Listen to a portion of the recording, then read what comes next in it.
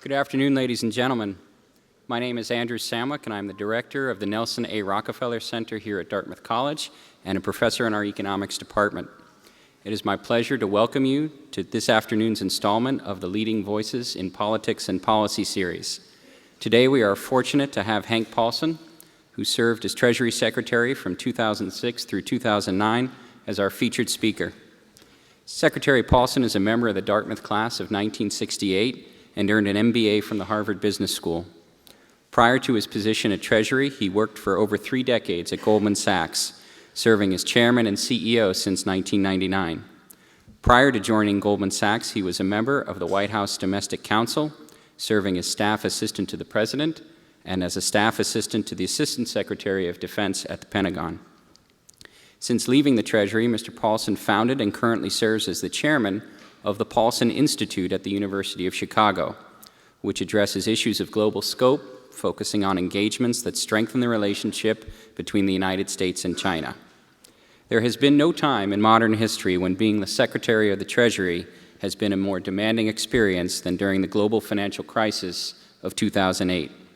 It was a perfect storm of financial challenges: the decades-long decline in the U.S. savings rate, the widespread availability of cheap credit, the growth of the shadow banking system and its ever more complicated financial products, the weak capital requirements for large financial institutions, and outright fraud and deception in an astounding number of institutions and practices. The crisis started in the summer of 2007, picked up speed with the Bear Stearns crisis in March of 2008, and reached a crescendo in the summer and fall of that year with successive disruptions associated with Fannie Mae and Freddie Mac, Lehman Brothers, and AIG. The task at hand for Secretary Paulson and his team was to stop the collapse, and the second was to lay the groundwork for a more stable regulatory regime for financial markets. We are honored to have him with us today to share his insights on that historic episode and the challenges that remain. Secretary Paulson will be joined on stage as moderator by Judd Gregg, who opened our lecture series in June and who represented New Hampshire in the U.S. Senate for 18 years. Our 2 guests today are having a reunion of sorts. In those critical moments in 2008, Senator Gregg was in charge of the Senate Republicans negotiating the Troubled Asset Relief Program that was so vital to Secretary Paulson's efforts to stabilize the financial markets. As Secretary Paulson describes in his book, On the Brink, Inside the Race to Stop the Collapse of the Global Financial System, Senator Gregg was described as, quote, a respected New Hampshire conservative who possessed one of the sharpest minds in the Senate, knew the issues cold, and was a superb negotiator. Prior to his service in the Senate, Mr. Gregg served terms as New Hampshire's governor and as its representative in Congress. He earned his undergraduate degree from Columbia University and graduate degrees in law from Boston University. Ladies and gentlemen, please join me in welcoming Hank Paulson and Judd Gregg.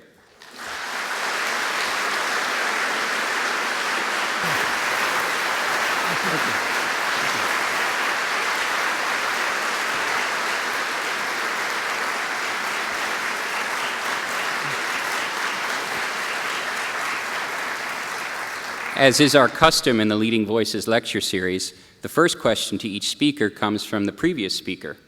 Last week, we welcomed Secretary Paulson's classmate, Robert Reich, who had the following questions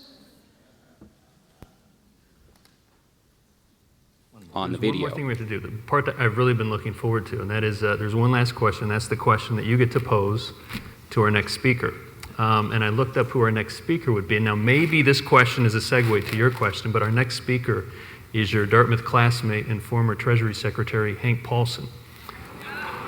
So when he is sitting in that chair, what would you like him to have to answer? Hank, I got 2 related questions for you. Number 1, why in the Wall Street bailout did you not condition those funds on Wall Street doing several things that it needed to do, particularly with regard to mortgage mitigation and also making money available to Main Street through small regional banks, and also putting some constraints on lobbying by Wall Street firms, particularly during the period of time Congress was trying to reform the financial system. And And secondly, Hank, after you explain all of that, I would like you to tell us whether the social benefits of Wall Street exceed the social costs. Thank you, Hank.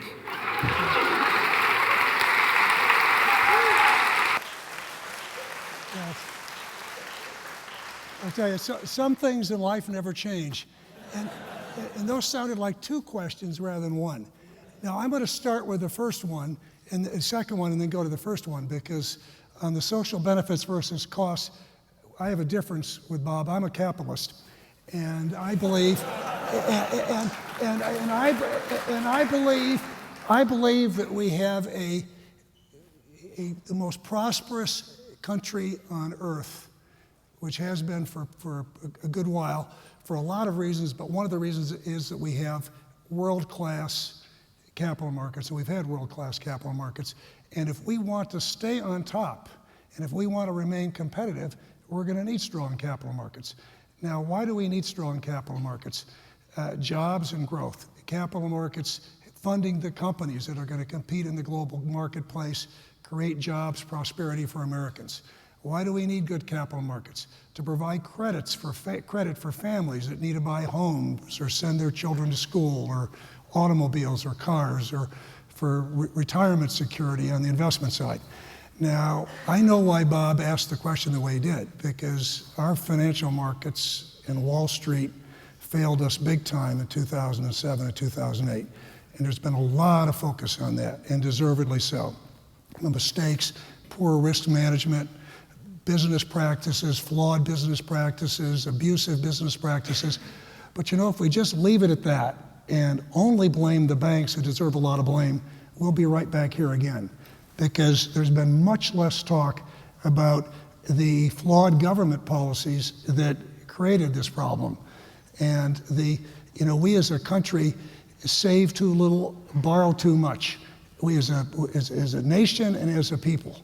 And of course we have, that is not inherent, that derives from policies that are flawed and encourage us to do that. Why did we have a housing bubble? We just stimulated the living daylights out of housing through a whole series of things, tax laws, Fannie, Freddie, FHA, and so on. So we need to deal with some of those things. We had a flawed regulatory system. It wasn't a matter of not enough regulation. We needed better regulation, but we had a system that was broke, just plain broke.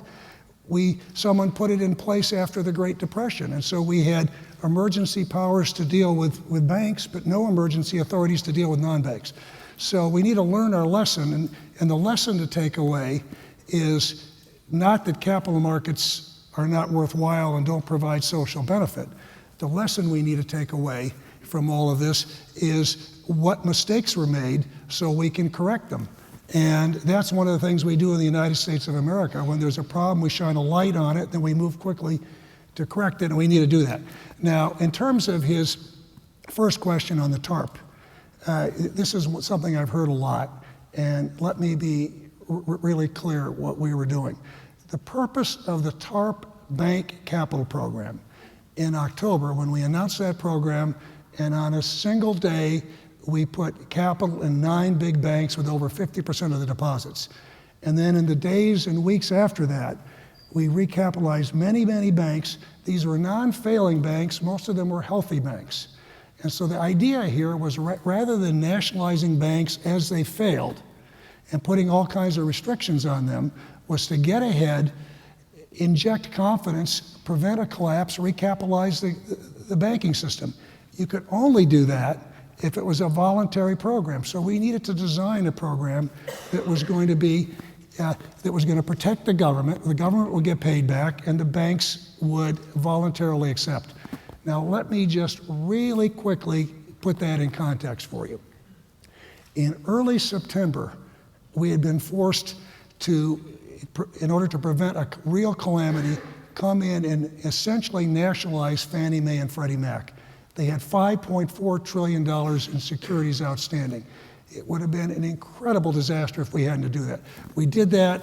We fired the CEOs. We wiped out the equity shareholders. This was a tough action. The following weekend, we had Lehman, Merrill Lynch, and AIG going down all at the same time.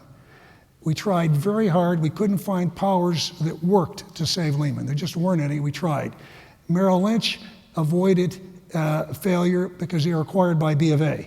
If B of A had acquired Lehman, it would have been worse because Merrill would have gone down, and they were bigger, and it would have been a worse situation. AIG was taken over, very tough terms. CEO was replaced. It was essentially nationalized. We then had to have Treasury guarantee $3.8 trillion of money markets to avoid an implosion. When we were up working to get TARP, WAMU had essentially failed and was acquired by JP Morgan. Wachovia was acquired while it was failing. Then after we had TARP, 6 European nations had come in and had to nationalize certain banks. So we made a judgment. We had to do something very dramatic and move quickly. And we were tired of dealing sequentially with one failing institution after another and dealing with it on an ad hoc basis. So we said, how do we do something that doesn't look like nationalization, doesn't have a taint to it, doesn't have government control? Let's design this security, non-voting preferreds, and I had hoped and expected we would get 2,000 to 3,000 banks to accept. But no sooner did we announce it, than critics like, people that asked the question and others immediately started pounding and saying, you know what, you can't let the banks get away with this, you got to put restrictions, you got to make them lend. You got to make them lend more. We said more than what? More than, at the height of the bubble, more than they would have lent if they'd failed. How are we supposed to make them lend? You got to make them lend. You got to put this restriction, you got to put that restriction. And as soon as that happened, the banks started to get concerned, and then Congress passed legislation to retroactively change the rules. So we had many banks that applied, had been approved and withdrew. Many others didn't apply. So rather than having 2,000 or 3,000 banks take capital, we had roughly 700. It worked. But they also rushed to pay back the government. Now, I look at it and say if 3,000 banks had taken capital and kept it for 3 to 5 years, that would have been more useful than any stimulus plan. But it's interesting to me always that the same people that stigmatized the program and criticized it and said you got to make the banks do this were the ones that caused the banks to pull back and regional banks not to take money are the ones that now say, hey, why didn't you give money to the regional banks? Okay, why didn't more banks take it? Why didn't they lend more? So that's a perspective. You can see I care a lot about it, but the one thing I've got to say, I was in a class and I tried to explain it, and the class didn't really understand. And when I left government, I thought the TARP was one of the most successful government programs of all time. I thought that, but a poll showed 92% of the American people were against the TARP and 60% were against torture. So what do I know? And I think the reason is we don't like bailouts or rescues. In our country, in the United States of America, when we believe that if people take risk, they can make money, but if they take risk and then the taxpayers got to bail them out and then they're going to pay bonuses, that's wrong. I think it's wrong. Everybody thinks that's wrong. I did things that were abhorrent to me, but I did it for the American people because can you imagine you saw what happened when Lehman went down? What would have happened if we'd had one of these big institutions go down? But I was never able to make that connection between Wall Street and Main Street. And so even though Bob asked two related questions, they're really one and the same. Because if you don't understand the role of markets and how important they are to Main Street, you're never going to understand why we had to do what we did. So on that note, and you can tell I don't care at all about this, right? I'm sure you would have gotten an A in Bob's class for that answer, by the way. Let me tell you, Bob was a better student than I was. We were there. And he was also a great public speaker, even in college, and he was a tremendous actor. He was a star in all the plays. Well, first off, let me thank Professor Sandwich for his kind introduction, and especially President Kim for putting these types of programs together. Well, I hope it's on. I'll shout. Is it working now? Mike? Do you have a, they said they were going to have a handheld in case we needed it, but I don't see the handheld Seems either. like it says it's got a green light on. Okay, good. Can we have a hand? All right, it's up and running. I want to thank President Kim for putting this program together, these programs together. I think they've been great. And I especially want to take a moment of personal privilege here because it's a great honor for me to have a chance to moderate this program with Secretary Paulson. I played a small part in the effort to try to address the financial problems of 2008. And we were on the brink of a disaster of extraordinary proportions as a nation and as a world. And really one person stood between this country and a fiscal meltdown of catastrophic proportions, which would have impacted Main Street in an incredibly dramatic way. And that person basically thought outside the box and did things which weren't typical of governance and got the Congress to do things which I never expected the Congress to be willing to do, and led the world in a process of at least stabilizing and then trying to correct what were some fundamental failures of our financial markets. And as a result, we avoided a massive disruption which would have affected every American in an incredibly difficult way. Unemployment clearly would have gone well beyond what it's gone, and we would have had probably an event equal to the Depression, in my opinion. And that one person who stood up and basically did what needed to be done was Hank Paulson.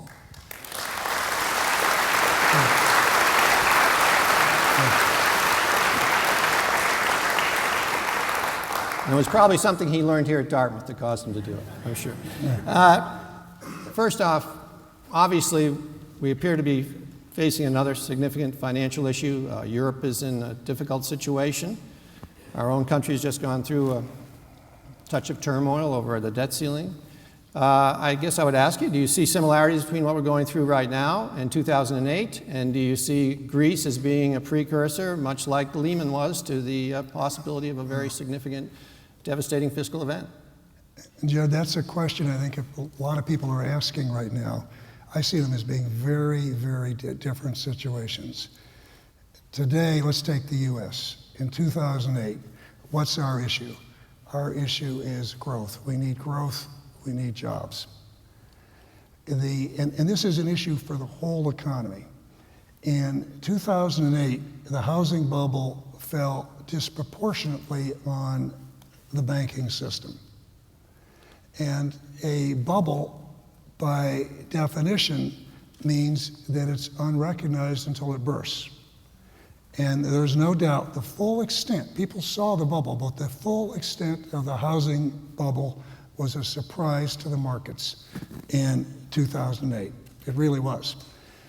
And so today, the risks are, I think, pretty obvious. And I think people largely understand them and are focused on them. And I think the banking system got more capital and is better regulated, and the banking system is stronger in this country, much stronger, and the financial markets in this country are much stronger. The challenge is growth. And let me just tell you why the challenge is growth. The consumers had so much debt in 2007. Debt was 150% of disposable income in 2007, if you can imagine that. Today, we're still delevering. It's 110% of disposable income. And in terms of wealth, I'm sure it's got to be off the charts. But looking at that in terms of disposable income, it's still way above any historical level. So it's unrealistic to think that the growth is going to be led by consumers anytime soon until that adjusts itself. So that's a challenge. So now let's look at Europe. The effects of the housing bubble in 2008 are taking longer to play out in the capital markets and in the banking system, I guess the way we say, the banking system in Europe. Now, and by far the most pressing problem and the important problem and challenge in the global marketplace today are structural issues in the European Union.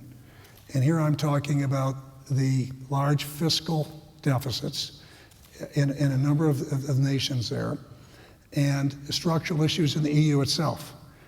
Now, the leaders are working on this, and it's going to take some time to resolve these problems.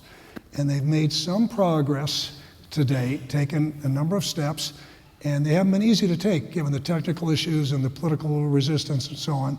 They've got a lot more to do, and it's going to be messy politically because there are going to be tough political issues. But one thing you shouldn't underestimate is the willpower and the commitment of European leaders to preserving the European Union, to hold it together, and to preserve stability.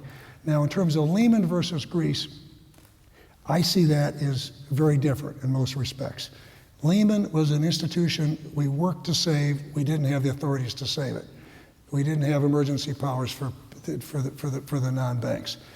On the other hand, the EU has been working and taking steps and has got the powers for months to deal with sovereigns like Greece. Out of the 2008 banking crisis and financial crisis, leaders everywhere have requirements for banks to have more capital. And I'm a big believer we need that. There's going to be a spotlight on European banks. And I think the one similarity is it's going to be important for those largest, most important European banks that own the most sovereign debt to be well capitalized. Thank you. What about this S&P downgrade? And what do we need to do to get our fiscal house in order, in your opinion, here in the United States? Okay, two questions. First of all, the S&P downgrade. First of all, our political process, our government hasn't been working at a AAA level. So there's no doubt about that.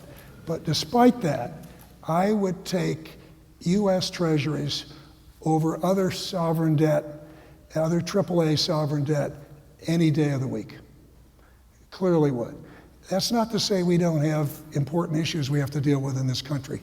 But in my judgment, other major countries all have more significant, more difficult to manage economic issues than the United States of America.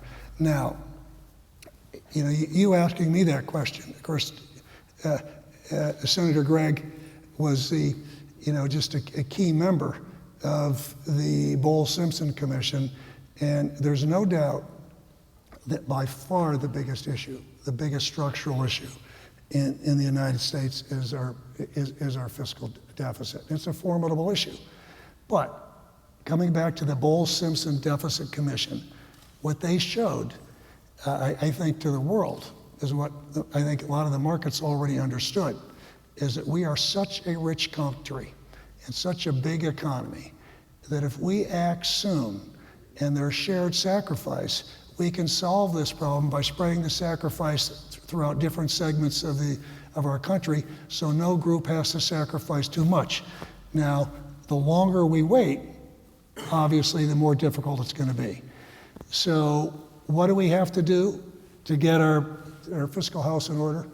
I think it comes down to we need growth. And so we need growth. And so when we go about, we have to reform entitlements, and we have to reform a tax system, and we have to reform a tax system so it'll give us the revenues we need and give us growth.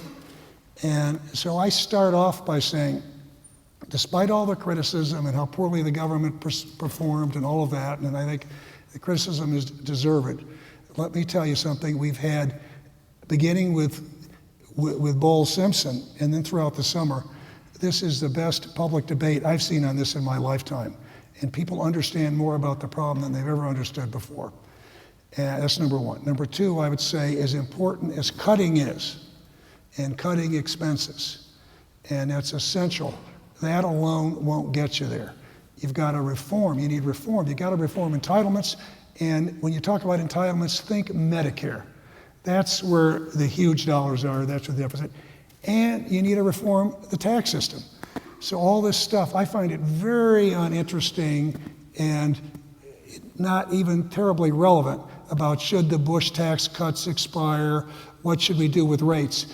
The system, the question that should be asked is, since we need more revenues, how do we get them in a way in which we have as little drag on jobs and growth as possible? How can we get them and remain competitive? And no one who's credible that I've heard defends our tax system. I don't think our tax system will get us there. So we need reform. And we need basic reform. I'm hoping, Judd Gregg was the one. I think this idea of the super committee was the first person I ever heard of from was you. So I think that idea is Judd's. And the way I look at it is this. Of course, Congress took an underwhelming step in terms of the first cut. But it was a step, right? Okay, it was a step. And now we've got the super committee, and we can hope they undertake reform. I, for one, think it's unlikely we're going to get reform until we have a new election, but I can hope. But even if we don't get reform, if they get their objective, $1.5 trillion, which is an easy lift on a $40 trillion base over 5 years, you can say, actually 10 years, excuse me, I can't make it worse than it really is. I mean, a good idea. Thank you for catching me, Judge. But over 10 years, it's an easy lift. But let me tell you, you've got to start someplace, and hopefully that will build some momentum. But you can't get reform unless that can only be done on a bipartisan basis. And that can only be done when both parties want to compromise and cooperate. And I don't think we can do that with the players we've got in Washington. I think we need a new election, but I hope I'm wrong. And even if I'm right, I think we're headed in the right direction. Well, that leads to another question, which is that we obviously went through this very significant, although in my opinion, rather artificial event this summer. So I'd like to get your thoughts on the Tea Party and its influence on the process, and also on the possibility of a threat of default to our debt. Wow. Okay. Well, let's start with the Tea Party. Even before that, I want to say something about political process, and it's sort of crazy for me to speak about it with Senator Gregg because he knows more about it than I do. But political process. One of the lessons I learned in Washington is it's almost impossible to get something big and difficult and controversial done without a crisis. Twice we got Congress to act, and they did it before the system collapsed, but it took a crisis. And even if the vast majority of members of Congress, in my judgment, understood the deficit and were determined to do something about it, it would still be an ugly process to get there, and it would take time to be an ugly process. Now I'll get to the Tea Party. I have all my Republican friends and Democrat friends and everybody, mainly Democrats, asking me about the Tea Party and trying to put me on the spot or get me to defend them. I start off by saying, you know what? The Tea Party didn't come onto Capitol Hill with guns and take over by force. They were elected. Elections have consequences, and voters on both parties respond to the people who voted for them. And there were a lot of people that came in the last election that the voters wanted them to come in and change government. And I'm hoping that the next election, the voters will say, you know what, we want you to come in and compromise and solve problems and fix the major problems and fix what's wrong. We want you to do that. Maybe I'm being naive, but I would like to see the fiscal deficit be the centerpiece of a campaign. And then whoever wins feels motivated to come in and solve these problems. But the electorate's got to be educated, because right now, you know what voters are telling people in Washington? We want benefits that we don't want to pay for. We want benefits we don't want to pay for. And how selfish is that? Because, all of you who were students here, your parents want what I want for my kids. I want them to have the same opportunity I have, and I'd make great sacrifices for them to have that opportunity. But in our country, we've got my generation being incredibly selfish, not willing to make a sacrifice, and the people that will pay for it is the next generation. But anyway, I think we need a mandate. Now, on the debt ceiling, what I say to people on that, and I've said it all the way along whenever I got asked, what I said is, there's no danger of default.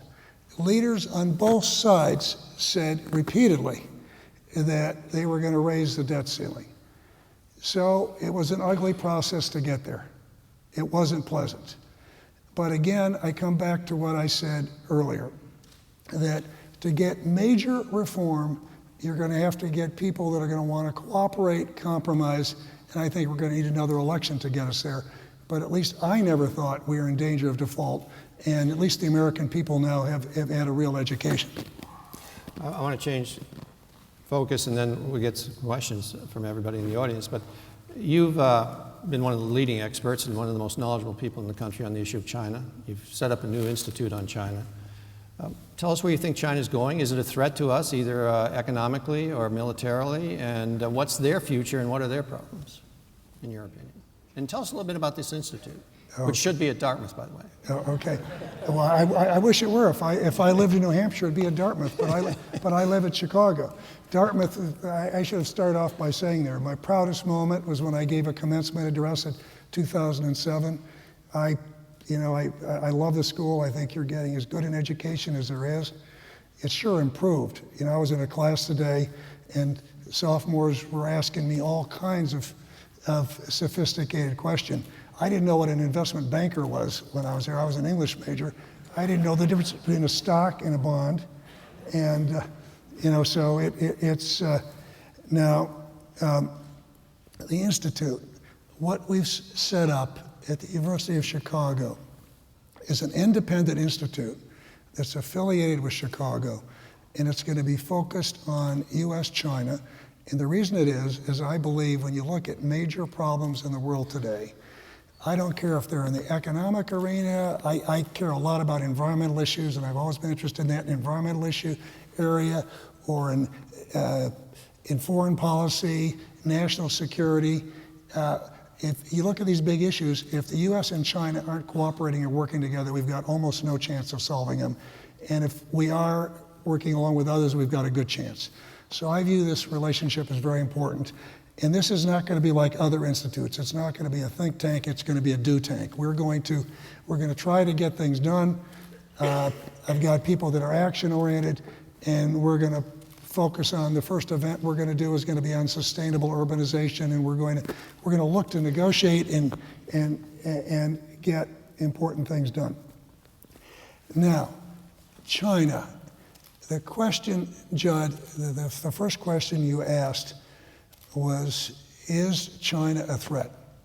And I get asked that all the time. Are they somehow going to knock us off our perch? Are they a threat to our position globally, our economic leadership, our global leadership? Let me begin by saying this very, very simply. We are by far the largest economy, the richest economy in the world. There is not another major economy. We've got significant issues, but all of them, including China, have much more daunting issues than we have. Our problems are of our own making. They're not of China's making. And our ability to solve them is going to be more difficult if China has problems. So those people that are rooting for China are rooting for the wrong thing. Be careful what you wish for, because if they have problems, our problems will be more significant, number one. Number two, if you look ahead, people say, where are we going to be 10, 15, 20, 30, 50 years from now? I would never, ever bet against the United States of America. But if we are not continuing to be the world leader and the most powerful and important country on earth, it won't be because of China or any other nation. It'll be because we didn't have the wisdom and foresight, and we didn't have the political leadership to make the policy adjustments we need to make to stay competitive and stay on top. And in terms of strength, and I'll get to the military in a minute, but in terms of strength, that our strength, including our military strength, is rooted in our economic strength. China understands that, everyone understands that. So the most important thing we can do is fix our economy, and that's number one. Now, I get asked, there was a story, I saw the Wall Street Journal today, there was a picture of a Chinese aircraft carrier, I think, and I get asked a military question. And what I say there, I can't speak from experience, but what I say in China and in the US, that there are a fair number of people in the US that are concerned about China's military involvement and the motives behind it. There are a good number of people in the region, in the Asia region, that are concerned of that. And I believe the key thing we need is trust. And you only get trust through transparency. So I'm a big believer of military-to-military dialogues, transparency, trust building with militaries. And when you look at the economic relationships between our two countries, we have a lot of economic tension. But that's the nature of economic relationships. 30 years ago, we didn't have any economic relationship, we didn't have any tension. The good news was no tension, the bad news was we didn't have a relationship. We had tension with the Japanese or Canadians or Europeans. But we have a lot of people that are used to working with the Chinese in the economic channel. So when there are problems, we know how to deal with them. The military, we don't have the history. The militaries don't like or trust each other as much. We really need that trust building there, and I think that's really important. And then I end with strength.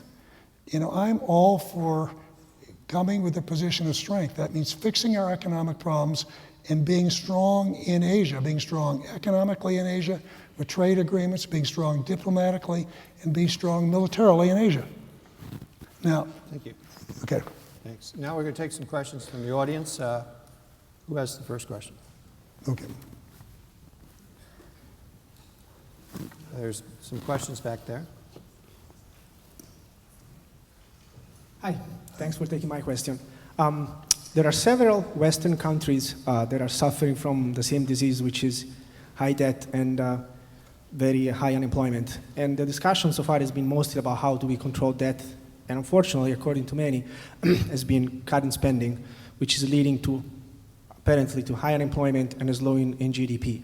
I haven't heard a single politician, president, or prime minister lay out a plan on how to create jobs and boost GDP, which in the end creates prosperity and pays down the debt.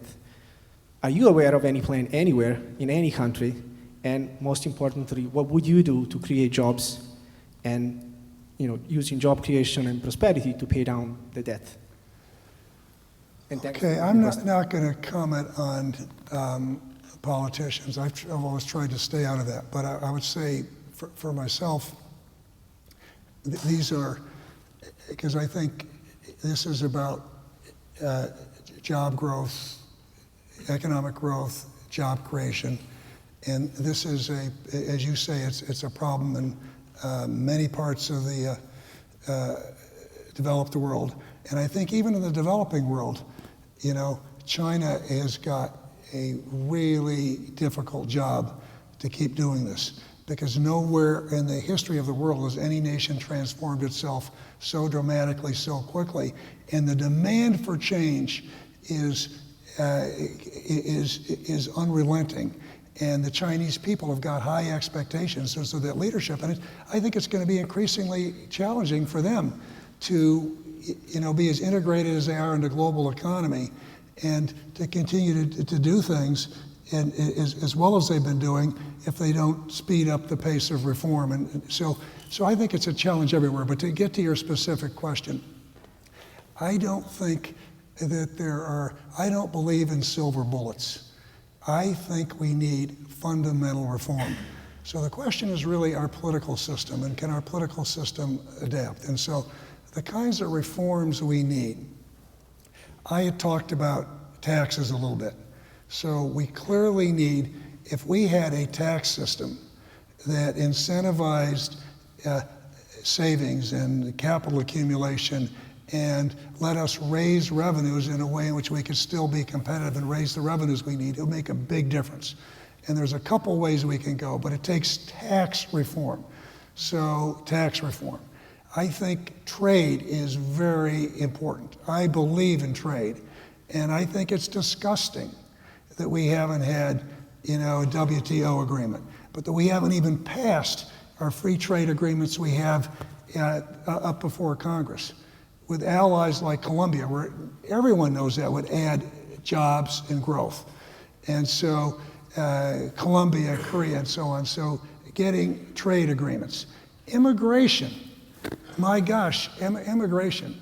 And the idea that we've got all these bright people from all over the world that come to the United States, and rather than stapling a visa, or a green card to their diploma, we send them back. We send them back. We send job creators and innovators out of this country.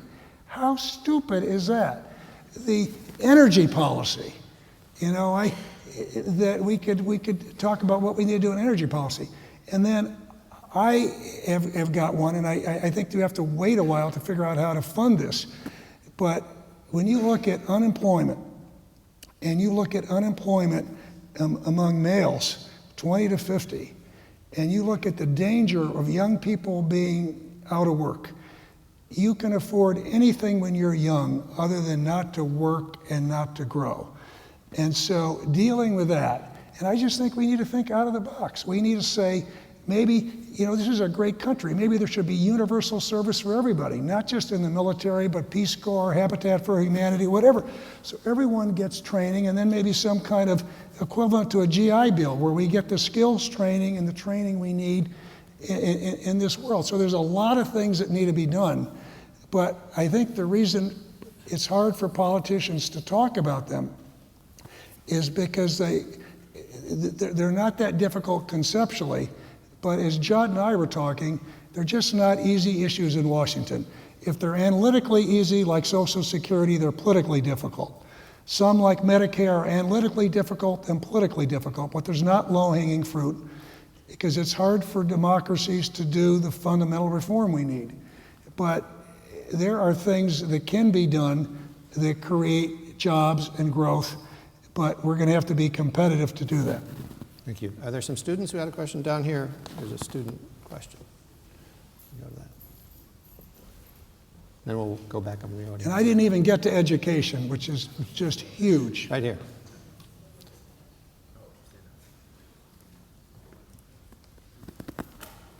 Secretary Paulson, in early 2008, when you were brokering the deal between Bear Stearns and J.P. Morgan, you famously asked J.P. Morgan to decrease the price they'd pay from $4 to $2 a share in the name of moral hazard. So my question is, why did you think that the shareholders should take responsibility and take the punishment for moral hazard and not the managers?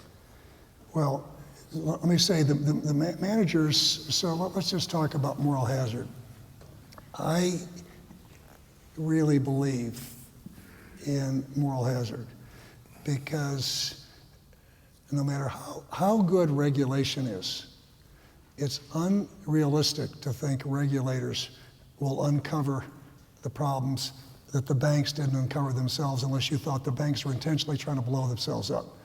And so what you need is every customer, every lender to the banks, every shareholder, every borrower to be focusing on that bank, okay? So moral hazard. So I believe in that. But we didn't have the emergency authorities to deal with Bear Stearns. It was either bankruptcy or being taken over. Now, if you don't think management lost their job, let me tell you, they're not running, management was gone, et cetera. There was no one at Bear Stearns that thought there was a bailout. But when I looked at it, I was conscious of the fact that the Fed, the United States of America, was assisting that transaction. So we got a call on Thursday night that said, you know what, we're going to fail. There's going to be bankruptcy if the government doesn't come in. Now, there's something wrong with the picture that says the government's going to come in. If there's more room, then I thought that if there's more room, then the government should provide less incentive, okay? Why should the government be paying more so that the shareholders would get something? And so I felt that. Now, but later, the deal couldn't get done. It wasn't going to get done without raising the price. And, a number of others said to me, you're right. Let's not let that get in the way. So this wasn't that I was mean-spirited or I wanted people that have their equity wiped out. It was the same thing. The AIG was structured in a way in which, or Fannie and Freddie. We had criticism that we wiped out the equity shareholders in Fannie and Freddie at the time and the preferreds when we structured the deal. But the government was there, and the government was taking big losses and big risk. And can you imagine and people call that a bailout. Could you imagine they almost shot me anyway, what they would have done if we'd had taxpayers come in to pay for the shareholders. And in those companies, management went at Bear Stearns as part of the takeover. You had management, top CEOs went at AIG. They went at Fannie and Freddie. We didn't have all the tools we needed. So that was. Good questions over here. Thank you very much. I have a follow-up actually on moral hazard within the firm. So you've talked a lot about regulation of firms themselves, but as somebody who ran Goldman, it seems that henceforth we're always going to have a situation where traders and managers in the firm are doing extremely convoluted, complex things, and nobody at the top can fully understand what they're doing with the firm's money. And therefore, since those people are paid on commission, it's kind of heads I win, tails the firm loses. So within the firm, how can we do a better job of managing that risk? That's a really good question, and it's a huge issue. And people focused on compensation and on the amount because some of the amounts were obscene. But it's really even more important is the system. And this was something we focused on, and I focused on very hard at Goldman Sachs. First of all, people that pay traders formulaic compensation and give them a percentage of the trading profits, I would say get what they deserve, but they didn't deserve it. The taxpayers got it too. So, but what happens is you then have, if it's traders get a percentage of the gain on the upside and don't pay for the losses, that doesn't work. You shouldn't have formulaic compensation, number one. So the form in which you get compensation. And we were very careful with that. And we gave a big part of the compensation in equity that had to be held. And then the other big protection you have in these firms is having experienced people on the trading desk who were shareholders and really had every incentive to look out for the firm overall. And then the last thing, which I think many firms ignored, was they would think of the control side in operations as being the back office and look at cutting costs. And what you need to do is put really experienced, capable people, former traders, former bankers, in the control side. You've got to pay them the same way. You've got to have great people. And if there's an argument between them and the traders or the front office, they've got to win. So these institutions are not easy to run, and risk management is very, very important. Over here.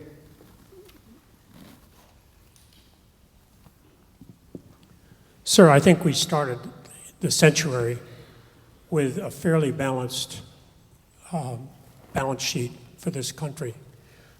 I didn't go to Dartmouth, so I'm a little slow, but I don't understand why we haven't had a war tax. Why aren't we asked to pay for those two wars rather than out of our debt, but on an ongoing basis? Yeah, a lot of people ask that question, and what I come back with is the answer I gave before. We clearly, in my judgment, need more revenues. If you look at revenues, if you look over a 40-year period, they've been roughly, 18, Judd, 18.2 of GDP, right. Something like that. And expenditures are 21, 22%? 19.8. Yeah, okay. And so now revenues are about 15, right? And expenditures are 20? 22 and a half. Okay, and heading up to 25. So expenditures are high. So we need more revenues. But we have a tax system that is really broken. Okay, just really, really broken. It is filled with loopholes, which is just one form of social spending or another. Look at something as sacrosanct like the mortgage. The mortgage deduction. I don't happen to have a big mortgage, but if I had $1 million mortgage, why should I be able to deduct that in a rent or not get something? I mean, so there's huge loopholes. On the corporate side, we have a system that really doesn't let us, in my judgment, be competitive in terms of the way we tax corporations. It's just antiquated. We're out of step with the rest of the world. And again, it's filled with loopholes. Different industries pay different amounts. There's all kinds of crazy incentives. And we have a situation where almost half the people in this country don't pay federal income taxes, okay? They pay other income taxes, but it's a system where we need a fix. Yes, taxes are very, very important. And I tend to not focus on should there be a war tax, what should you do with the rate? Because I look at that as just moving. This is a bad analogy because we're not the Titanic, but it's like moving the deck chairs around, okay? What we need is fundamental reform. And we need a tax system that does credit and lets us get the revenues. And get the revenues in an equitable way that we're going to be competitive. And I'm repeating myself, sorry. Down here with the students, if we could take one of their questions again.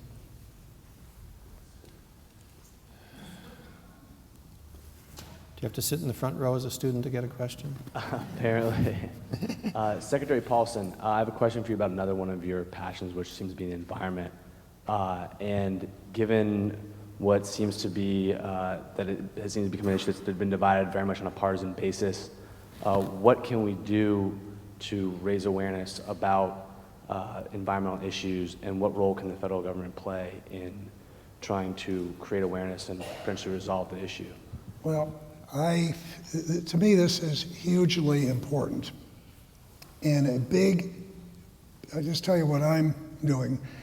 My interest personally had always been in wild, beautiful places, biodiversity, working to help create the first national parks in China, in Yunnan province, or in Chile, or doing things in the US, or working on the Great Barrier Rainforest. And that's what's fun for me, because I like to be, when I was here, I'd like to go to Hubbard Brook or places like that.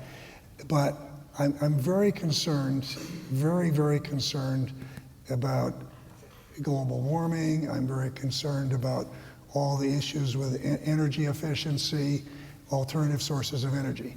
So the Paulson Institute at the University of Chicago, when we engage with China, one of the major issues is going to be environmental, because we're the two biggest economies, we're the two biggest emitters of carbon, we're the two biggest importers of oil. We've got common interests. And my view is the only way we solve this problem is developing and deploying new alternative sources of energy and that are cost effective, and doing that in scale. And governments aren't going to do that. Governments can create the policies that help do that, but there's a lot of things that need to be done there. And China right now is well ahead of us in terms of what they're doing. But they need to do it. They've got a huge issue.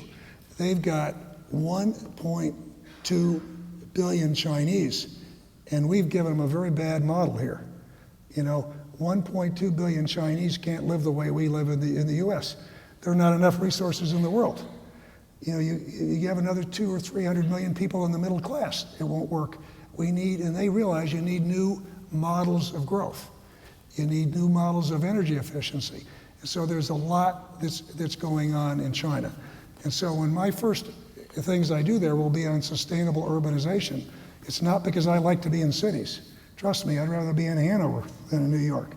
But when you look at where the problem is, and when you look at the issues around water, which are another just huge, huge issue, and you look at energy use, and this is, so if we want to get some things done, we're going to need to have major breakthroughs. And so if it doesn't get done in countries like China and India, it's not going to get done. And so when the kinds of things I've pushed on are these. I often talk with people in India, China, other developing nations, and they say, you guys polluted when you went through your development phase. And I said, we sure did. But there are two things that are different right now. Now we got the science to know how bad it is. And now we got technologies that we didn't have then. And so it is very wrong to not be using the cleanest commercially available technologies. So I think it's morally wrong and economically wrong to have tariffs on environmental goods and services, to have clean technologies that aren't being used because there's tariffs. So there's a whole series of things like that I push on. But I think these issues are very important issues. I happen to be an optimist because I believe that the experts are often wrong in terms of technology development. I love to tell the story that years ago I was working, I forgot when it was, with Motorola, and they had a consultant do a study as to how big the market was for mobile telephones. And they came back and said 900,000, because the mobile phones were about this big, the battery lasted about 15 minutes, it cost like $2 a minute, and they didn't see the huge, upside through technology. And I really do think we need to develop clean technologies. Sorry, you got me going on something there. We got time for about 2 more questions. Actually, we're out of time, but you'll take a couple more questions, right? So let's go up here to a question. And then we'll come back to students for the last question. First of all, thank you both so much for sharing with us this afternoon. We'll all go home wiser and hopefully less worried. My question, Secretary Paulson, is you spoke about the United States must be strong economically and militarily in China. Could you expand on that a little bit more and say how you think we should be stronger? How do we get stronger? Well, I think a little bit was almost the way I answered the last question. It certainly is not spending more money on military. Okay, we spend multiples of what other countries spend on the military. And even there's room to cut and still be strong. We just have to spend in the right ways in the right places. And it's very hard to cut military spending because part of this is jobs and politics and everything else. So what I think we need to do is we need fundamental reform, because I do believe that the Chinese and everyone understand economic strength. And I think that Bob Reich's question about Wall Street was actually, I made a joke, but it was a very good one, because there was a time when people looked at us as having the pixie dust. Our capital markets were the envy of the world. They wanted to look like us, and we've lost that. My Chinese counterpart, Wang Xishan, when I would talk to him about opening up their capital markets, because I believe they needed to open up their markets for their good. And they weren't going to be able to make the kinds of changes they needed to make in China unless they reformed and allocated capital and had investment products for their for their consumers, so they weren't ripped off, putting deposits in the banks and getting less than inflation and so on. But when I was making that case to him, he said, listen, you used to be my teacher. My teacher doesn't look so smart anymore, given what's happened in your capital markets. So I think for us, our strength has got to be, I do believe that our strength, our global preeminence is rooted in our economic power and all the other things America represents. And I think all that is still here. We just need policies. And Chinese are no different than anyone else. They understand strength. Okay? And right now, they look stronger than they are. I have great admiration for what they're accomplishing. We don't look as strong as we are. And we've got great underlying strength. We just need some strong leadership and some policy reforms that are going to put our economy back on a right footing, and that's going to take a while. Come down here to a student for the last question. A little bit over time, but I'm sure that's not an issue.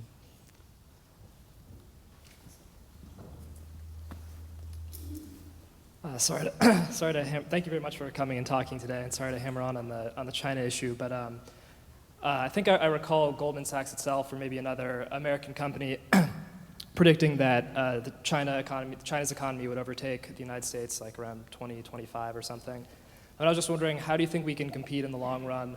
And just like a basic level, that if a Chinese worker like reaches like half the productivity of an American worker, since they have 4 times the population, that like they would still have double the overall economic output of the United States. Let me come back to so-called experts. When people just draw lines and assume that this trend is going to continue, and when we're 3 times bigger than the Chinese economy, there's a lot baked into this.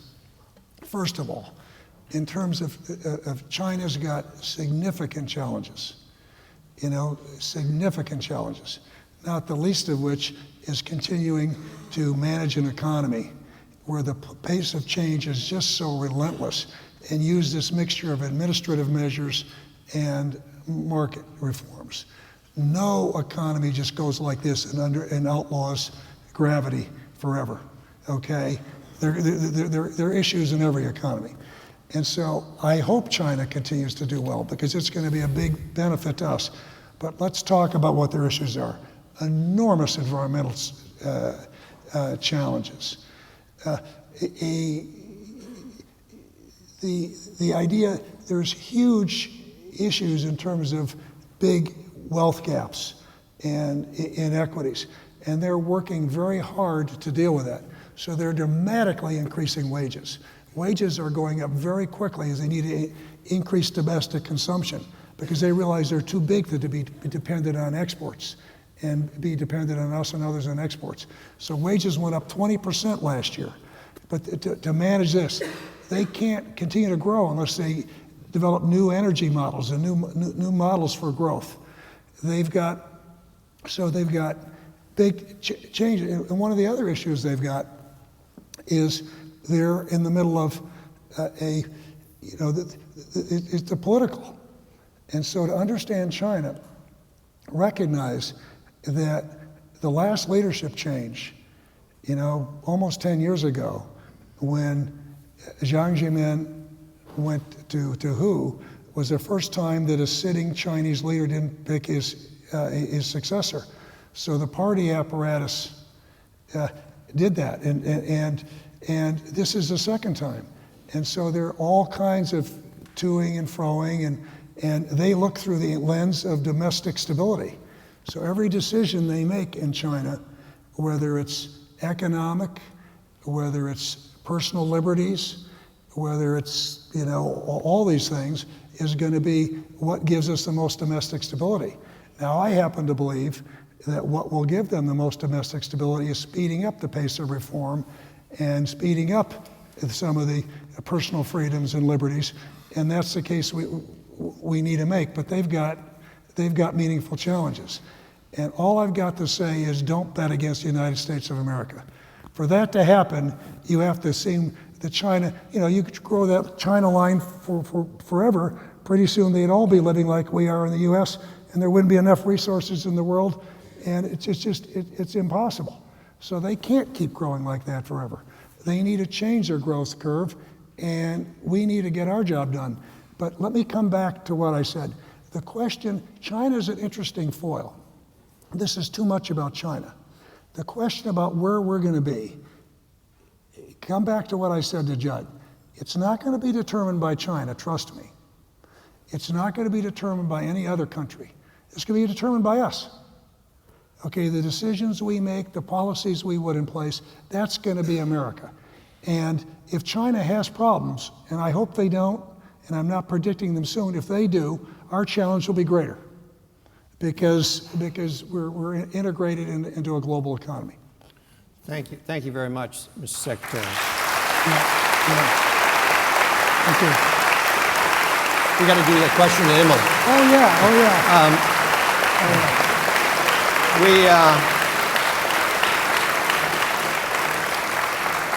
That's a pretty good place to stop. Don't bet against America. I think that's a good place to stop. But you now have to ask Jeff Immel, who, of course, is head of GE, because he's the next guest in this series. I'm going to say, so I'll begin with, I'm going to say, Jeff, fortunately, I'm asking you the question, not Bob Reich. And because I can only imagine what he would ask you. But my question is a simple one. Today we've talked about that our big need in this country is economic growth and jobs. And Jeff, you're serving right now as chairman of President Obama's Jobs Council. And so my question to you is, what do we need to do, what can be done in the short term to create jobs in this country? And more importantly, in the longer term, what do we need to do to regain our competitiveness, regain our competitiveness, and create jobs in the United States of America? And you'll all want to come back to hear the answer to that. Thank you. Thank you very much.